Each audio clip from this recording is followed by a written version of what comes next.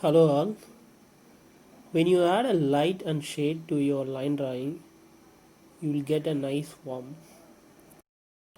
Today we are going to learn about light and shades and how light behaves and gradient ball through pencil shading. There are few factors involved in achieving a smooth pencil shade. Maintaining a consistent pressure control in each stroke. If you are shading in lighter area, use little pressure. If you are shading in darker area, use more pressure. Try to avoid gaps between strokes. Don't use sharp pencils. Your pencil tip should be blunt for smooth shading. Also, you can use side of the lead.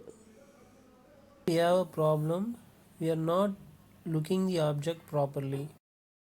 How light and shades falls on the object. Need a lot of practice to build up your muscle memory. Gradient ball is a primitive stage for a pencil shading. It helps to understand value of light and shade.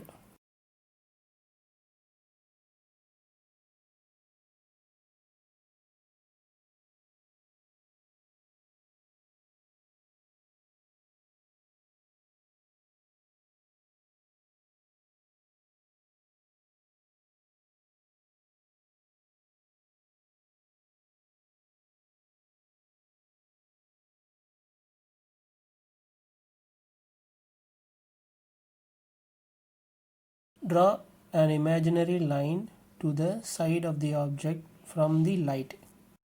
Imagine a light coming from left side top to the object. Divide the ball into two halves like light side and shadow side. In the light side we have highlight, core light, midtones. In a shadow side we have core shadow, cast shadow, occlusion shadow and reflected light. Let's see about core shadow. Core shadow is the darkest of all. It can't be affected by any light sources. Let's see about occlusion shadow. Occlusion shadows appears only in where the object touches the surface. Now cast shadow. Cast shadow appears when a form blocks light. The edge of the cast shadow can appear soft or hard depending on the intensity of light. Also, cast shadow tells where the light source coming from.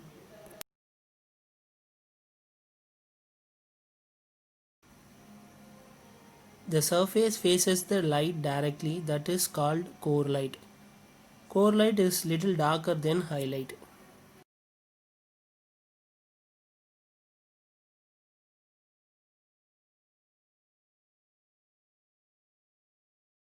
Now midtones.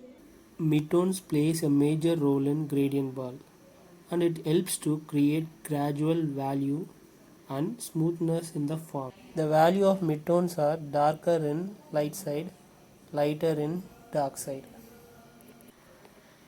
Highlights.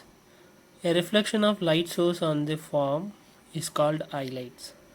Highlights is the lightest area in a form and it will appear in different places depends upon your viewing angle.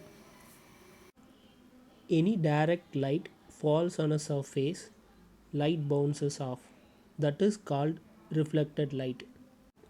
These reflections can vary in color and value. For example, when a subject is placed in a black table, we won't get much reflection light. If it white, we get more reflection light. Using this gradient ball, we are going to do an object. First, I'll start with occlusion shadow.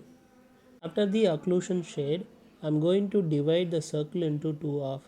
The top part is called light side and the bottom part is called shadow side. In the middle, I'm going to draw a core shade that is the darkest tone in the form, and I'm going to blend that core shade and occlusion shade to a medium tone or mid tone. Now I'm applying light tone or core light to the top of the form, and I'm leaving highlight. Now I'm doing cast shadow.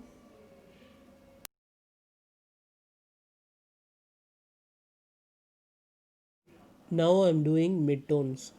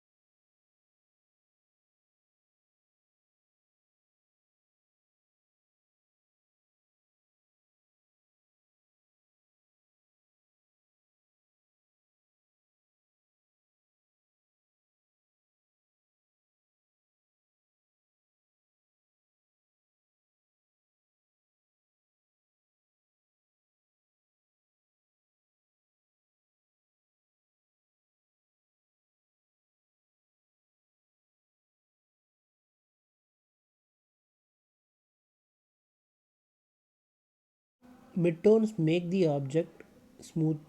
Now I am leaving the reflected light in the object.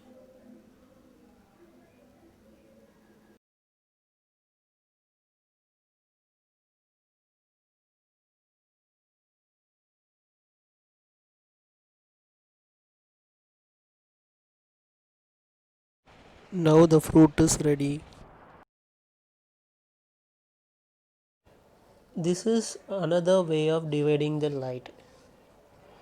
In the first area, we have the highlight, and the next core light, and the next core shadow, and the next dark tone, and then occlusion shadow.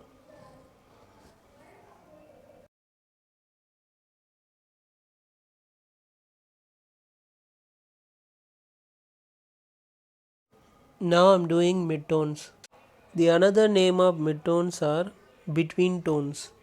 Midtones make the shading gradually.